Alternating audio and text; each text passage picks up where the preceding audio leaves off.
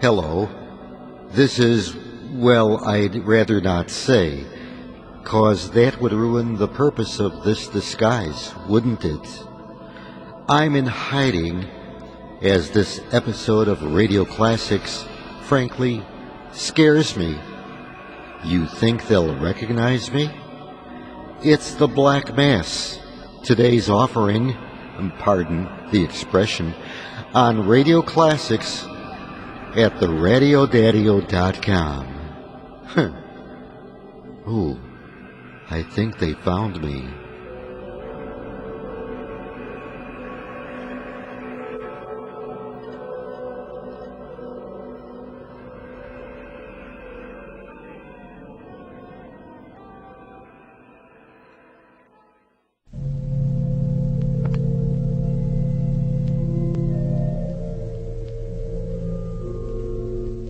Hello.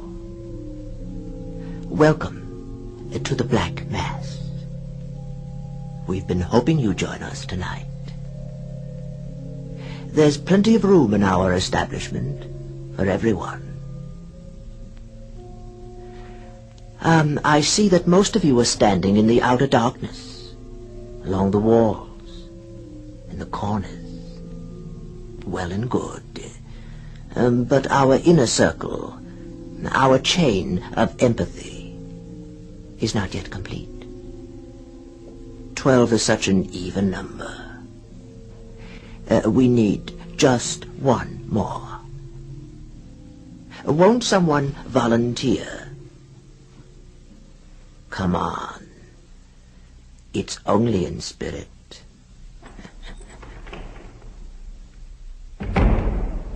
Ah, yes. You'll do nicely. Right here, on my left. Now, we're all set. Tonight, a story about a cathedral. A very old cathedral. Haunted, of course, but in a very special way. Here is Walter de la Mare's account of All Hallows.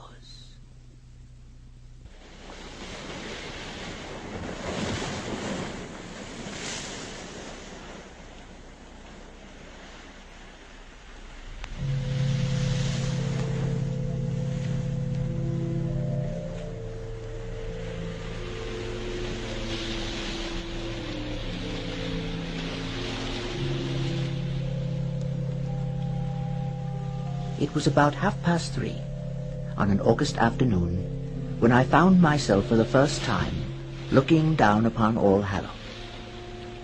And a glimpse of it, fatigue and vexation passed away. I stood at gaze, as the old phrase goes, like the two children of Israel sent in to spy out the promised land. How often the imagined transcends the real. Not so All Hallows.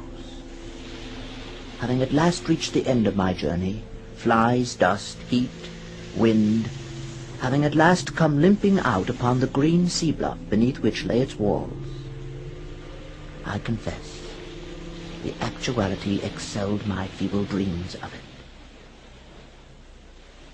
What most astonished me, perhaps, was the sense not so much of its age, its austerity, or even its solitude, but its air of abandonment. It lay couched there as if in hiding in its narrow sea bay. No other roof, not even a chimney was in sight. Only the dark blue arch of the sky, the narrow snow line of the ebbing tide, and that gaunt coast, fading away into a haze of a west over which were already gathering the veils of sunset. At this moment of the afternoon, the great church almost cheated one into the belief that it was possessed of a life of its own.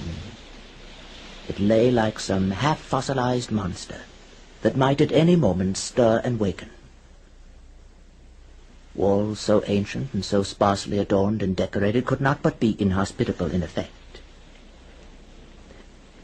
From my vantage place on the hill that dominates it, I continued for a while to watch All Hallows. to spy upon it.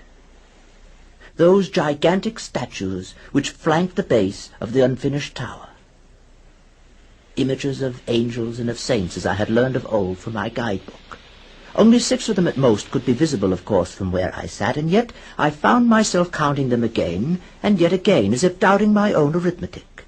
For my first impression had been that there were 7 in view. But then the lights even of day may be deceitful, and fantasy plays strange tricks with one's eyes. In the midst of my prolonged scrutiny, the hypnotic air, the heat, must suddenly have overcome me.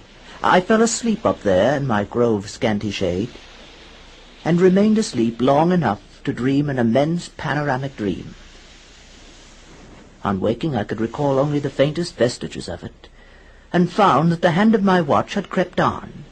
It was 8 minutes past 4. I scrambled up, numbed and inert with that peculiar sense of panic that sometimes follows an uneasy sleep.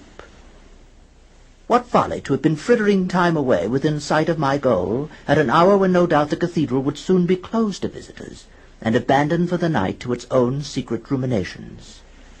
I hastened down the steep incline of the hill, and once more came within sight of the sea. A sea so near that I could hear its enormous sallies and murmurings. Indeed, I had not realized till that moment how closely the great western doors of the cathedral abutted on the beach. It was as if its hospitality had been deliberately designed not for a people to whom the faith of which it was the shrine had become a weariness and a commonplace, but for the solace of pilgrims from over the ocean. And so at last I found my way into All Hallows, entering by a rounded dwarfish side door with zigzag mouldings. There hung for corbel to its dripstone a curious, leering face, with its forked tongue out, to give me welcome, and an appropriate one, too, for the figure I made. But once beneath that prodigious roof tree, I forgot myself and everything that was mine. The hush, the coolness, the unfathomable twilight drifted in on my small human consciousness. Where was I? What demon of what romantic chasm had swept my poor drowsy body into this immense haunt? Then, at one and the same moment, a sense of utter dismay at earthly surroundings no longer serene, but grim and forbidding flooded my mind. I became aware that I was no longer alone. 20 or 30 paces away, an old man was standing. To judge from the black and purple velvet and tassel-tagged gown he wore, he was a verger. He had not yet realized, it seemed, that a visitor shared his solitude, and yet he was listening. His head craned forward and leaned sideways on his rusty shoulders. As I steadily watched him, he raised his eyes, and with a peculiar stealthy deliberation scanned the complete upper regions of the northern transept. Not the faintest rumor of any sound that may have attracted his attention reached me. He continued so long in the same position that at last I determined to break in on his reverie. At the sound of my footsteps, his head sunk cautiously back upon his shoulders. "I must apologize for the lateness of my arrival. It's been a far walk from town. Until I caught sight of you, I hadn't ventured very far inside the cathedral. Otherwise, I might have found myself a prisoner for the night. It must be dark in here when there is no moon." Aye, as a matter of fact, sir, the cathedral is closed to visitors at 4. At such times, that is, when there is no afternoon service. Services are not as frequent as they were, but visitors are rare, too. I thought perhaps I might be able to find a room for the night and really explore the cathedral tomorrow morning. It was a tiring journey. It is a fatiguing journey, sir, taken on foot. Carriage parties occasionally make their way here, but not so much as once. We are far too out of the hurly-burly to be much intruded on. Not that them who come to make their worship here are intruders, far from it, but most that come are mere sightseers. And the fewer of them, I say, in the circumstances, the better. Well, I cannot claim to be a regular churchgoer. I am myself a mere sightseer. And yet, even to sit here for a few minutes is to be reconciled. Reconciled, sir. I can well imagine it after that journey on a day such as this. But to live here is another matter. Yes, I can imagine it's desolate enough here in the winter. Aye, we have our storms, sir, the bad and the good. And our position is specially prolific of what they call a sea fog. Comes driving in from the sea for days and nights together. Gale and mist, so that you can scarcely see your open hand in front of your eyes, even in broad daylight. And the noise of it, sir, the noise of it, sweeping across overhead in that woolliness of mist. If you take me, it is most peculiar. Shocking to a stranger. No, sir, we are left pretty much to ourselves when the fine weather birds are flown. Well, I don't want to detain you at this late hour, but you were saying that services are infrequent now. Why is that? Pray don't think of keeping me, sir. It's a part of my duties. You may have seen something that appeared in the newspapers not many months ago. We lost our dean, Dean Pomfrey, last November. To all intents and purposes, I mean, and his office has not yet been filled. They are greedy monsters, those newspapers. No respect, no discretion, no decency in my view, and they copy each other like cats in a chorus. We have never wanted to be a notoriety here, sir, and not of late of all times. We must face our own troubles. You'd be astonished how callous the mere sightseer can be, and not only them from over the water whom our particular troubles cannot concern, but far worse, parties as English as you or me. They ask you questions you wouldn't believe possible in a civilized country. Not that they care what becomes of us, not one iota, sir. We talk of them masked-up inquisitors in olden times. But there's many a human being in our own would enjoy seeing a fellow creature on the rack if he could get the opportunity. It's a heartless age, sir. A heartless age. But would you care to see any particular part of the building?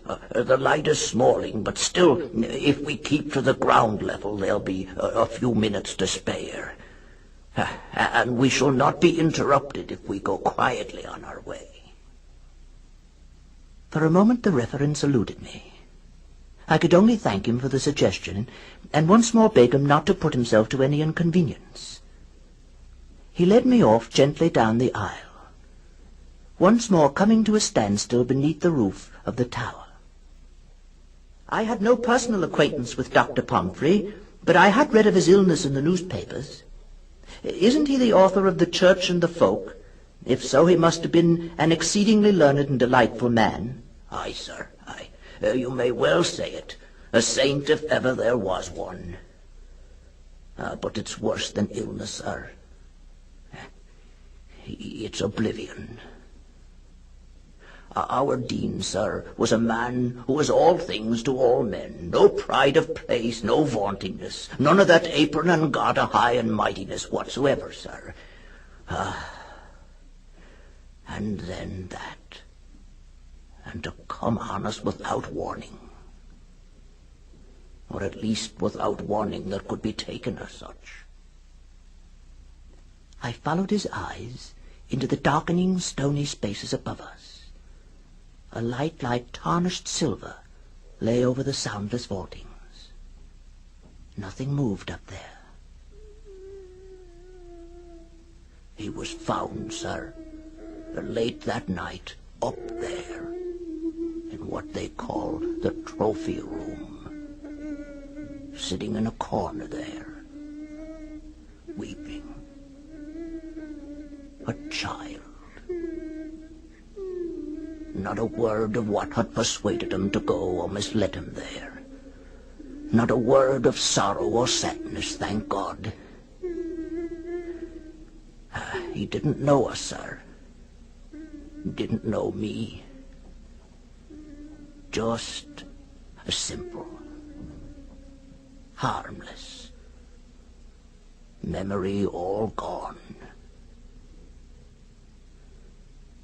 Simple, sir. But were there no premonitory symptoms? Now, had he been failing for long?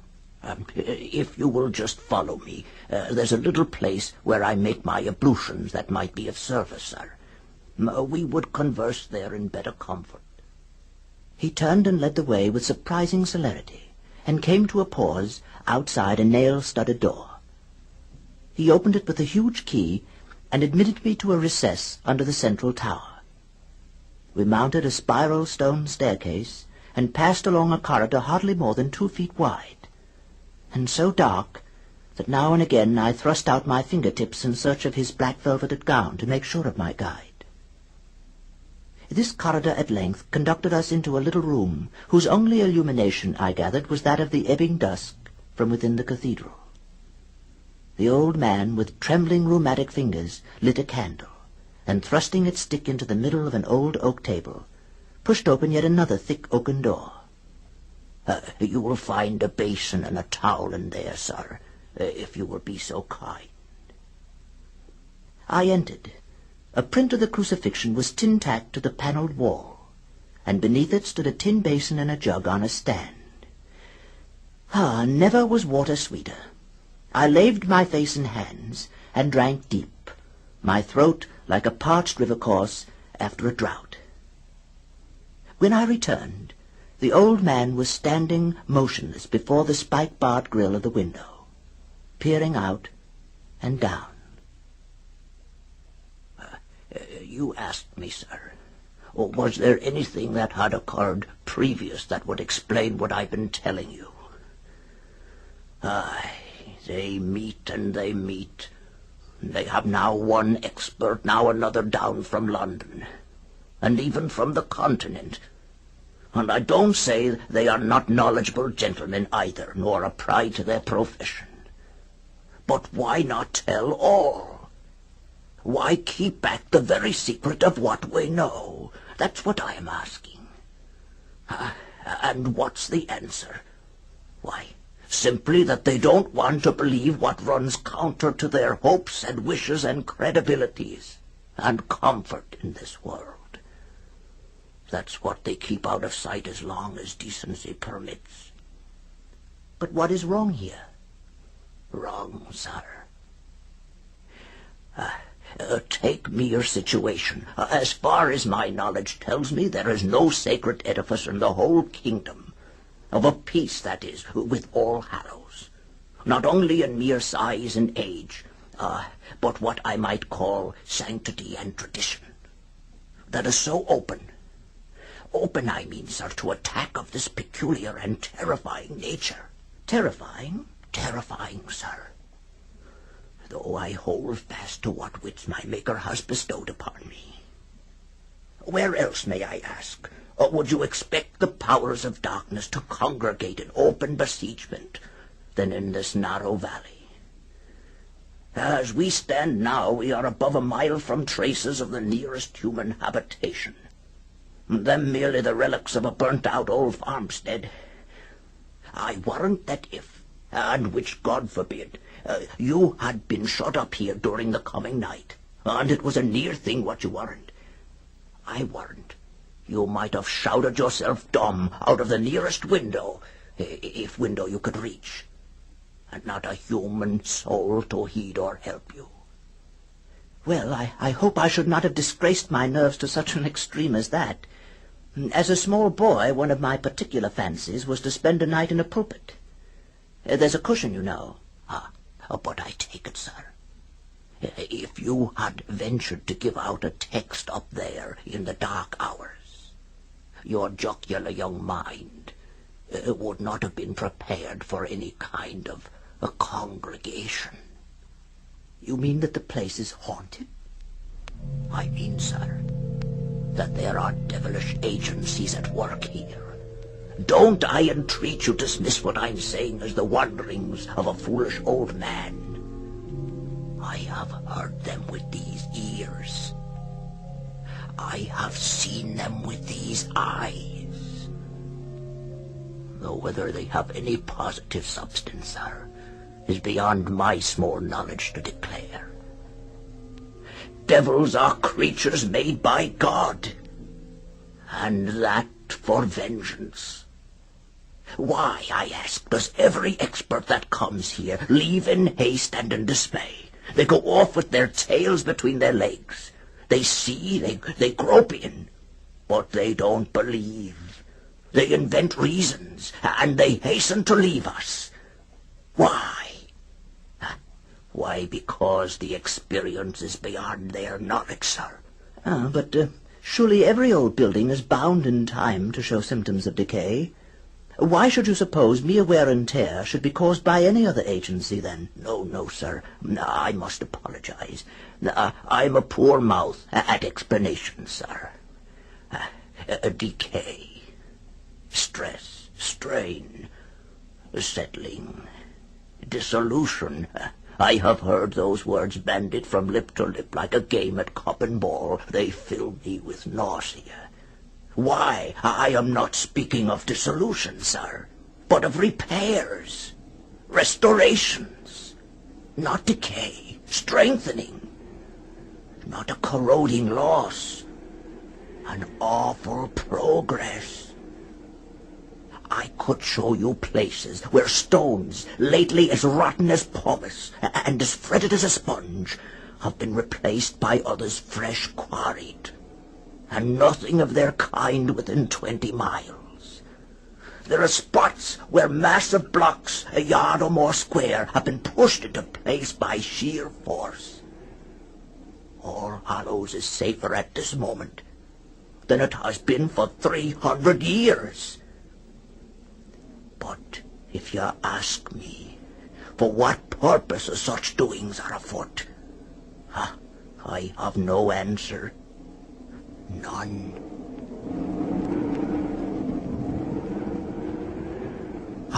Did you hear? Now, sir, you'll see for yourself. On the other hand, we can leave the building at once if you're so minded. No, lead on, I'll follow you. Why then, sir, let us be gone at once. There's no time to waste. What I would suggest, if you have no objection, is your kindly grasping my gown. There's a kind of streamer here, you see, as if made for the purpose. There will be a good deal of up and downing, but I know the building blindfold, as you might say, inch by inch. And now that the bell ringers have given up ringing, it is more in my charge than ever. He opened the door, grasped the candlestick, and then blew out the light. We were instantly marooned in an impenetrable darkness. Please tug at the streamer if you need attention, sir. In a few minutes the blackness will be less intense.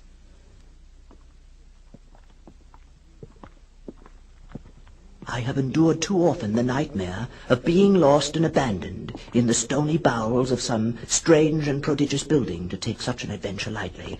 I clung, I confess, desperately tight to my lifeline, and we groped forward.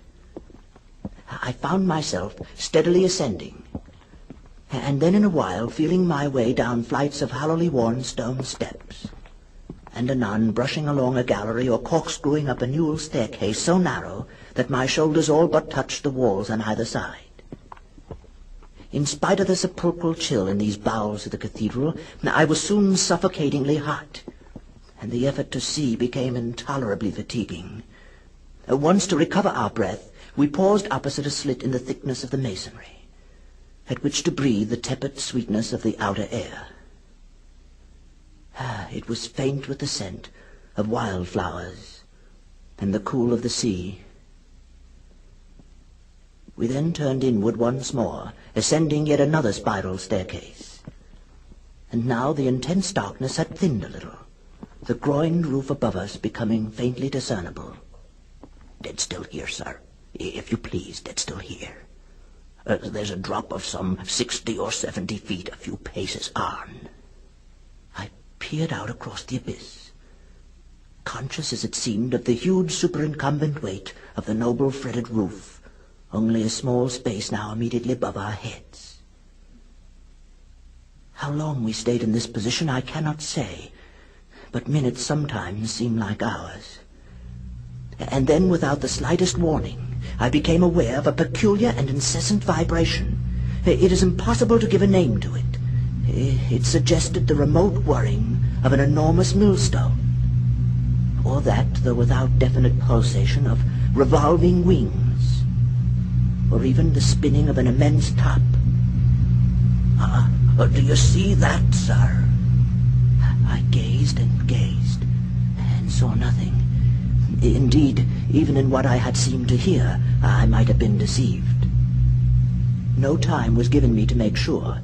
The old man had hastily withdrawn me into the opening of the wall through which we had issued, and we made no pause in our retreat until we had come again to the narrow slit of window, and could refresh ourselves with a less stagnant air.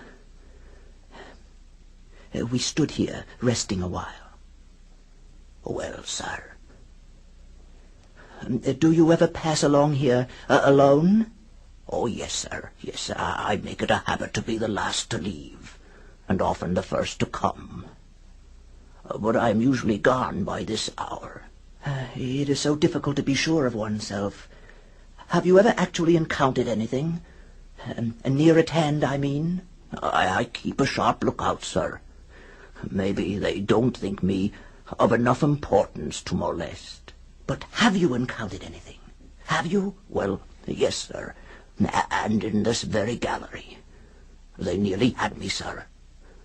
But by good fortune there's a recess a little farther on. I had had my warning, and managed to leap in there and conceal myself, but only just in time. Indeed, sir, I confess, I was in such a condition of terror and horror, I turned my back. You mean you heard, but you didn't look? And something came? Yes, sir. I seemed to be reduced to no bigger than a child, huddled up there in that corner. There was a sound, like clanging metal. It drew near at a furious speed, then past me, making a filthy gust of wind. For some instants I couldn't breathe. The air was gone. And no other sound? No other, sir. Except out of the distance a noise, like the sounding of a stupendous kind of gibberish, a calling, or so it seemed. No human sound. You see, sir, I myself wasn't of any consequence, I take it, unless a mere obstruction in the way. But I have heard it said somewhere that a rarity of these happenings is only because it's a pain and a torment, and not any sort of a pleasure for such beings, such apparitions, sir, good or bad, to visit our outward world. And if I may be forgiven the boast, sir, I seem to have almost forgotten how to be afraid since that time. What is anybody's life, sir? Come past the gaiety of youth, but marking time. Did you hear anything then, sir? No, I hear nothing. But please don't think I am doubting what you say. Far from it. You must remember that I am a stranger, and that, therefore, the influence of the place cannot but be less apparent to me. Aye, sir. Now, if you are sufficiently rested, would you perhaps follow me onto the roof? It is the last visit I make. We had not far to go. The old man drew open a squat, heavily ironed door at the head of a flight of wooden steps, and admitted us at once to the leaden roof of the building and to the immense amphitheater of evening. We edged softly along, then paused once more to find ourselves now all but tete-a-tete with the gigantic figures that stood sentinel at the base of the buttresses to the unfinished tower. The mere sense of that abysm of space, the mere presence of the stony leviathan on whose back we two humans now stood, dwarfed it into insignificance beside these gesturing images of stone, were enough of themselves to excite the imagination. And whether matter-of-fact or pure delusion, this old verger's insinuation that the cathedral was now menaced by some inconceivable danger and assault had set my nerves on edge. My feet were numb as the lead they stood upon, while the tips of my fingers tingled as if a powerful electric discharge were coursing through my body. We moved gently on. Once, with a hasty gesture, the old man drew me back and fixed his eyes for a full minute on a figure, a forbidding thing enough, viewed in this vague luminosity, which seemed, in spite of the unmoving stare that I fixed upon it, to be perceptibly stirring on its wind-worn pedestal. No, sir. All's well, all's well. The night is uncommonly quiet. They seem to leave us at peace on nights of quiet. But we must turn in again and be getting home. You were saying that even the experts were perplexed by what they had discovered. What did they actually say? Say, sir? Look, examine that balustrade. Look at that gnawing and fretting, that furrowing above the lead there. All that is honest wear and tear, constant weathering of the mere elements, sir. Now compare it, if you please, with the St. Mark over here. I stooped close under the huge grey creature of stone, and unless the moon deceived me, I confess I could not find the slightest trace of fret or friction. Far from it. The stone had been grotesquely decorated in low relief with a gaping crocodile, a two-headed crocodile, and the angles, nubs, and undulations of the creature were cut as sharp as with a knife in cheese. I drew back. Aye. Now, cast your glance upward, sir. Is that what you would call a saintly shape and gesture? What appeared to represent an eagle was perched on the image's lifted wrist, an eagle resembling a vulture. The head beneath it was poised at an angle of defiance, its ears abnormally erected on the skull. The lean right forearm extended with pointed forefinger as if in derision. Its stony gaze was fixed upon the stars. Its whole aspect was hostile, sinister, and intimidating. I drew back, horrified. Aye, sir, and so with one or two of the rest of them. There are other wills than the Almighty's. I can't for the life of me understand what you are saying. One doesn't repair in order to destroy. No, sir. Say you so? And why not? Are there not two kinds of change in this world, a building up and a breaking down? To give strength and endurance for evil or misguided purposes, would that be power wasted, if such was your aim? Why, sir, isn't that true even of the human mind and heart? We are on the outskirts, I grant. But where would you expect the enemy to show himself unless in the outer defenses? An institution may be beyond saving, sir. it may be being restored for a worse destruction. And 100 trumpeting voices would make no difference when the faith and life within is tottering to its fall. At that instant, a dull, enormous rumble reverberated from within the building, as if a huge boulder or block of stone had been shifted or dislodged in the fabric. A peculiar, grinding, nerve-wracking sound, and for the fraction of a second, the flags on which we stood seemed to tremble beneath our feet. Come, sir, keep close. We must be gone at once. We have stayed too long."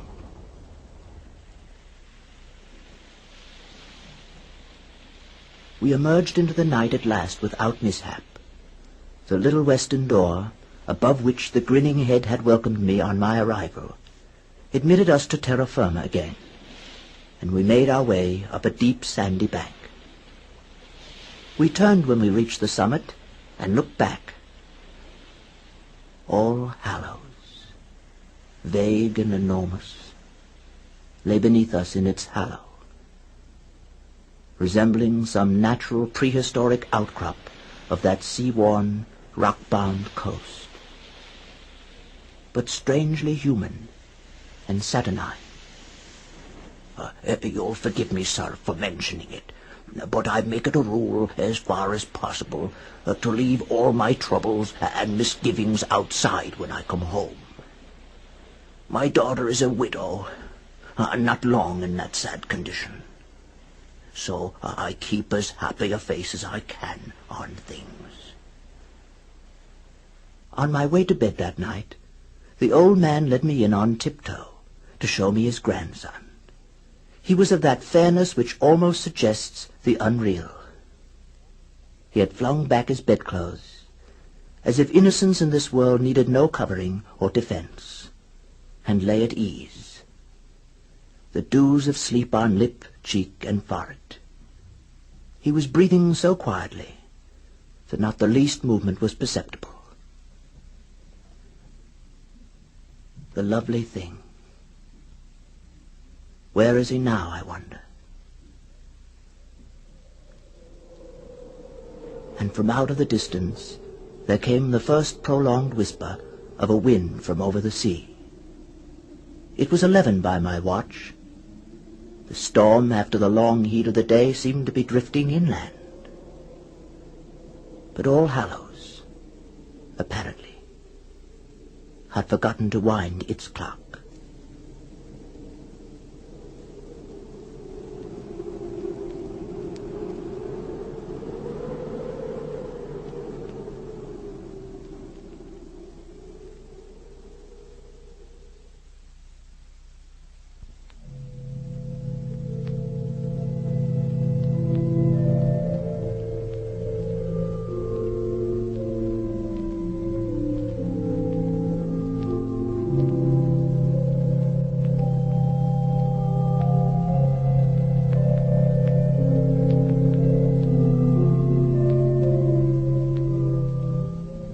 Incidentally, how is the stonework doing in your house these days?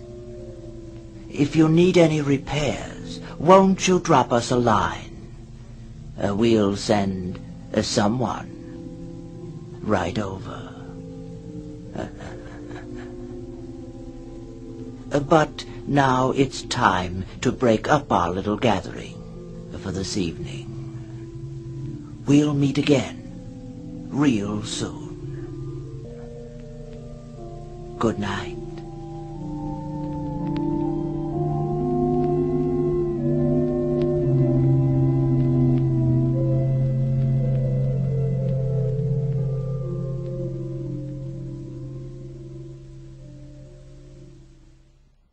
That's Radio Classics for this time around. Be sure to join me again soon when I'll bring you another episode from those golden days of my favorite medium. And remember, what's old is new again at theradiodadio.com. I'm Dave Allen.